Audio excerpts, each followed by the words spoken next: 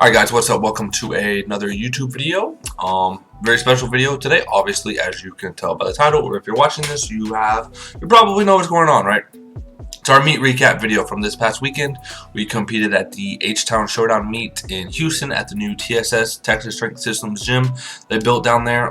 It's a really dope meet, a lot of fun actually, and yeah. So go ahead and gonna break down the recap. As you can see, obviously, what's on your screen right now is going to be the talking points along with the attempts. So that's how it's going to kind of roll. Total 822.5 kg. We broke 1,800 pound total, which was one of our goals, with an 1,813 pound total. Pretty solid. Not a bad days of work. Weighed in at 103.7, which was the heaviest I've weighed in the 105 class. At 228.6.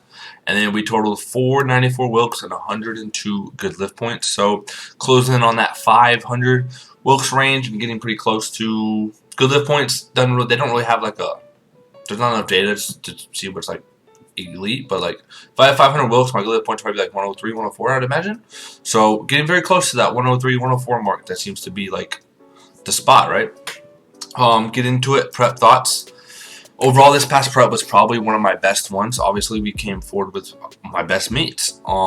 Seems like every prep we do really well. This prep was really good for squat. I think I was the healthiest I've ever been for the most part. I touched on that a little bit coming into the meet, especially on squat. Squats felt really good this meet for the first time in probably a really long time heading into any kind of meet. So that was really good. I was really locked in in training. I was very locked in on staying within RPE, just doing what I need to. My nutrition was on point a lot. This prep, my recovery was on point. I tried to control as many variables as possible. Drank my water, got my protein in. I was eating a lot more protein than I usually eat.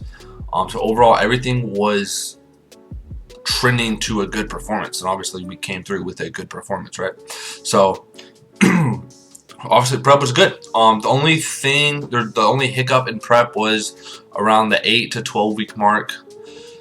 I had a little bit of a hamstring issue on deadlifts, and it kind of limited what we could do for pulls for about 4 weeks or so. Kind of got us out of rhythm on deadlifts, so couldn't really push as much as we wanted to there, but ended up getting into just enough rhythm to come through on pulls in the end, which is what matters, right?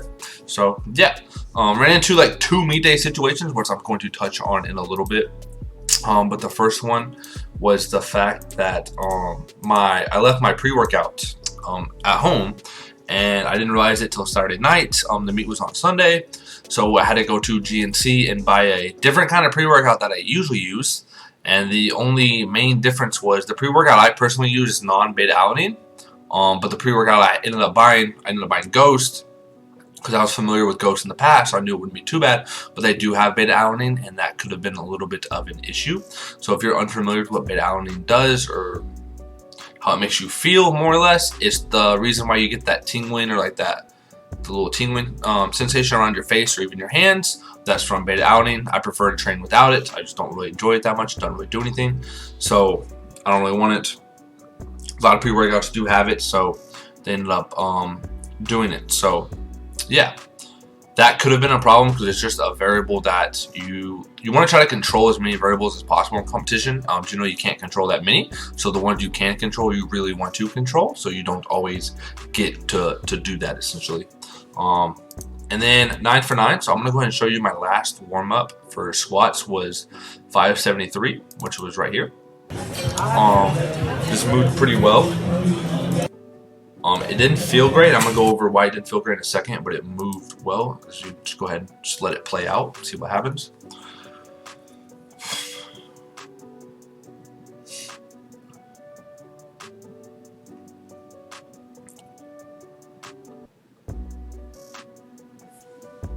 Pretty clean, 573 right there. So in squat warm-ups, right? The gym was a warehouse gym. They had these 2 huge garage doors that were both closed. The only door that was open was the main entrance door. And in the warm-up area, there were a few doors back there that were closed. And you might not think this was a bad idea, but it was like 80 degrees outside And so the inside of the gym was really hot, and it was like dead air because there's no fans and there's no circulation. So it really felt like a sauna inside there, and I was feeling it. Usually I don't sweat. Like, I barely sweat when I train, or if any at all, because I train in the warehouse gym, but there's always airflow. Garage doors are open, there's fans everywhere, like there's plenty of airflow, right? And you know, when you train, you rest a lot. So I was feeling very fatigued in warm-ups, which is why that 5-swing-3 didn't feel great, even though it moved great. So based on the speed of it, I knew I was going to be okay, but I was a little bit worried because I was like, this doesn't feel great. I feel very fatigued right now. I'm drinking a ton of water. I'm drinking a ton of Powerade. I'm just trying to feel better. But ended up putting itself out a little bit on squats, as you'll see, but as you probably already know. So yeah, just something to keep in mind. We did go 9 for 9 for my like 4th or 5th straight meet. Haven't missed a lift in over like 2.5 years. Just comes down to execution. I'll touch a little bit on that at the end. But let's go ahead and hop right into it, right? So opener 6'11". This moved pretty well. It's kind of what we needed. So just gonna go ahead and let it play out.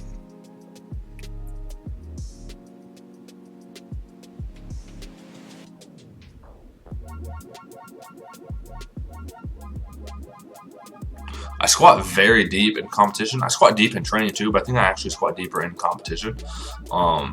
So yeah. Then we jumped to 644. This was going to be the sign of where we were at based on what was there that day. So I knew I hit 644, which I know I was gonna hit. We were looking at anywhere between 660 and 670. Normally I did 661 in training. Normally we do get a little bit out of a taper. However, granted how I was feeling in warm-ups, I was very hesitant to think that I was going to get a lot out of the taper. I was just because it felt so like hot in there.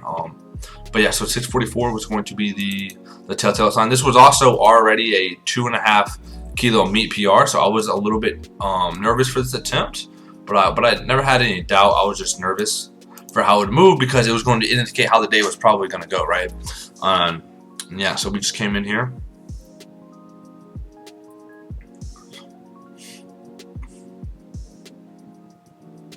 $20 deep.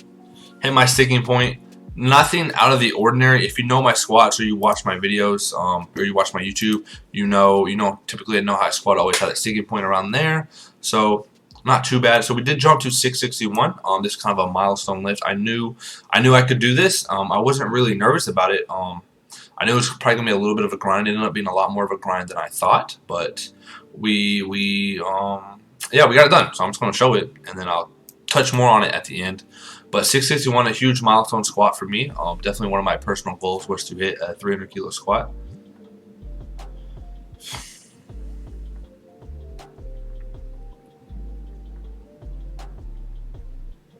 Sheesh. That was a long ass rep. So now I'm gonna go ahead and play it back, but with the sound on, just because it's kind of cool. So let's just see how it runs out.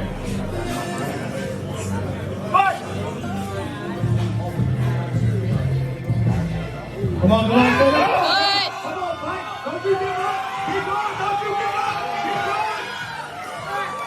come on. Yo, shout out to the spotters for being patient on that one too. That's real right there. So overall, squat was good. 3 for 3, did what it needed to do. After this squat though, I was pretty gassed. I went outside and like sat in shade, got to try to get some airflow, like laid down for like 20 minutes. I wasn't really at that point. I wasn't really sure how bench or deadlifts would go. My main concern was just trying to feel better because obviously you grind that out, you're not going to feel great, right? So yeah, my main concern was at that point was just trying to feel better. So it took me about 20 to 25 minutes, just kind of like really just relaxed, drank some water, drank some Powerade. Ended up feeling a lot better, obviously, as we went on to do really well. But at that point, I was very unsure of what was going to happen. I just knew that I gotta feel, I gotta get locked in. I gotta feel better, and we gotta go take care of business, right? So bench, open up a little conservative, 413. I actually like this. So going in, I knew the bench commands were gonna be long, so I was prepared for it. I was able to lock in, maintain my tension, and focus.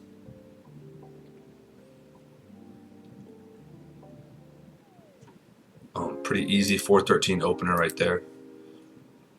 Then we jump to 441, 200 kilos.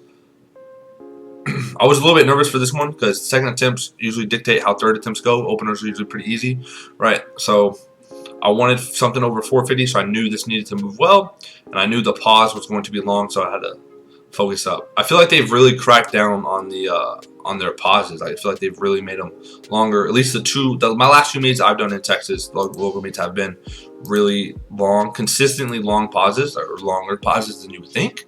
So I knew that going in, so I was able to luck. And from there we jumped up to 452. I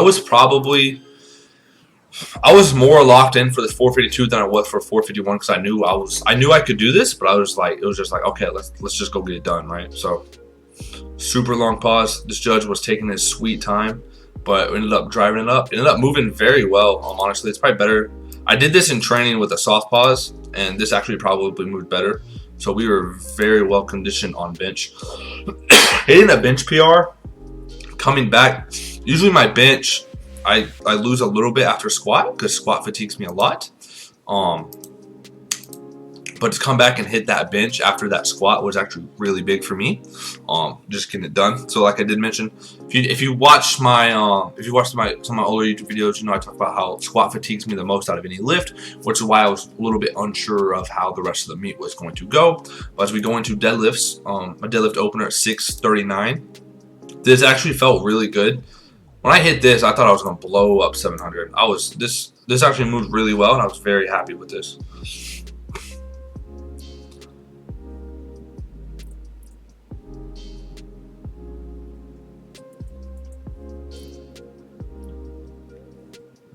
Very clean, very good speed.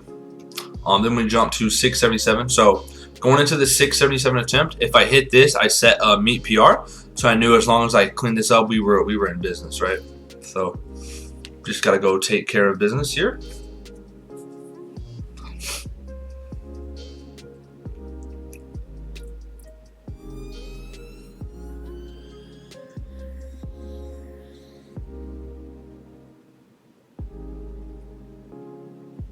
A little heavy, but you know, we got it done. So going into 700, the most we pulled in prep was 683. Like I mentioned, that hamstring we lost our rhythm, put us back a little bit. So we knew 700 could be there. I was pretty confident it was there. It was just a matter of, hey, we got to go out and we just got to execute on it. So that's what we ended up doing. Gonna go and lock it in, get it done.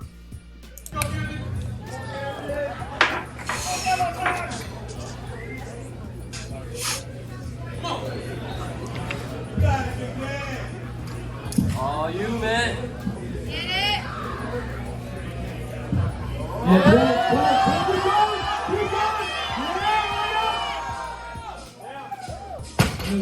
it. So as you can see, we got it. Actually, I did get a red light on the front right here for the hitch. I'll show you right here. Right there. I got a red light from the front judge. The back judges, they gave me white, so it didn't really matter in the end. But it was close. We knew it was gonna be close going in. I'm gonna talk about that a little bit more going forward. But me and Joey, we knew it was gonna be close on that. But at the end of the day, you know, you just gotta go get it done, right? So execution, 9 for 9. Like I said, I mentioned earlier, we haven't missed in like 2.5 years, and part of that is just like being so in tune with training with RPE. I know pretty much exactly where I'm at. I can look at my notes, I can reference them, I can see how we're going to peak. I know what to expect, right? You train comp singles to the standard, right? You lock out your deads, you pause your benches, you squat to depth. You try to control as many variables as you can in training, so that way when you go to meets, it's simply just executing. Even though the squat was really like RP 5500 and the deadlift was hard, we ended up getting it done just because you never lift with any doubt. You know, like if it's on the bar, like it's on the bar for a reason. So now just go do it. Like don't doubt yourself, just go do it. I think that's one of the biggest keys. Like if you question if you're going to get a lift, or you lift with any kind of doubt, you're beat before you even unrack it, and at that point you might as well not even try it, right? So just never have any doubt, and then like you're going to be vibing, like seriously. So just my thoughts on executing, you know. Like I said, if it's loaded on the bar, I'm gonna do it. It's just a matter of me going out and fucking physically doing it, right? So that's what we do there. Changes going forward. The only real thing, squat was really good this prep, so just got to continue to stay in the pocket, build on squat. My one change to bench I might do, thinking about this, is just taking my comp singles with an even longer pause than I already do. I'm relatively good. If you watch my, if you see my vids on Instagram or some of my old YouTube vids, I'm pretty solid with getting a pause in for the most part. But my last 2 competitions, I've gone really long pauses, and that seems to be the standard now, especially at watching Raw Nats this past year. Very long pause attempts, and you don't really ever want to miss a bench. So I'm gonna start probably taking my comp singles with 1.5 counts, 2 count pauses. I've already talked to Joey. We've already talked about that. And then deadlift, probably the only change for deadlift is, well, we're healthy now in deadlift, so we can build something from pulls. So the main thing is try to get some deadlift momentum going, and then find a way not to get so much friction. So if you watch when I pull my right leg, I create so much friction on myself because I essentially, from about mid calf all the way up until a lockout, I am scraping the fuck out of my leg, and it scratches. Some days it bleeds. Like some days my thigh will bleed because it creates so much friction from like how a power bar, it just shreds it, right? And that friction slows me down a lot. I know a little bit of friction is normal, but I have way more than what's normal. I think it handicaps me probably at least 10 to 15 pounds, honestly, because that is my left side. Like I can always get it on my left side, but it's always will I get it on my right side with how much friction I get. So one thing we're gonna do is find a way to get a little bit less friction. Not too worried about it though. It'll figure itself out going forward, right? So, but anyway, those are some of the changes we're going to be making going forward. Just staying in the pocket, continue to build, continue to get healthy, and then continue to elevate, man. What's next? Raw Nats Vegas 2022 summer. It's going to be a lot of fun. Probably going to look to compete before that, honestly. Probably in the spring sometime, like early spring. And then, yeah, going to see what we can do. Hopefully we'll PR that meet a little bit on all 3 lifts again, and just continue to raise the bar. But yeah, overall, really good meet. I had a lot of fun. But yeah, hope you enjoyed this recap. You can go ahead and like the video if you want. You can subscribe if you want to. I'll make videos every now and then. No promises on that part, right? So yeah, I'll catch you guys later.